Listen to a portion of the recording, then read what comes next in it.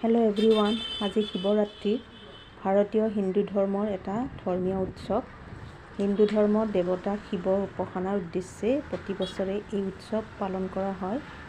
হিন্দু দিনপঞ্জী অনুসাৰে প্ৰতি মাহৰে ত্ৰয়োদশ ৰাতি 14 দিনত এবাৰকৈ শিৱৰাত্ৰি তিথি পৰে, কিন্তু বছৰত এবাৰত ফাগুন মাহতে ধুমধামেৰে মহাশিৱৰাত্ৰি আয়োজন কৰা হয়। এয়া নুনমাটিৰ শিৱ মন্দিৰ, এইটো নুনমাটিৰ ৰাস্তা। ইয়াতে অকণমান খোৱাৰো আয়োজন কৰিছে। নিৰামিষ ভাত, দাইল, চব্জি আৰু বিলাহীৰ অকণমান চাটনি। ইয়াতে বুফে ছিষ্টেম কৰিছে, কাৰণ মানুহ বহুত। বুফে ছিষ্টেমত মানুহ ইমান হুলস্থুল নহয় আৰু ভিৰটো নালাগে। যোনে যেনেকৈ পাৰে তেনেকৈ খাব পাৰে। আমিও খাইছোঁ। তেওঁলোকে এটা ৰাস্তা এটাত কৰিছে এইখিনি খোৱাৰ আয়োজনখিনি। মন্দিৰটো অকণমান দূৰত। তাৰপিছত আমি বাইদেউ ঘৰলৈ আহি অকণমান বহিছোঁ।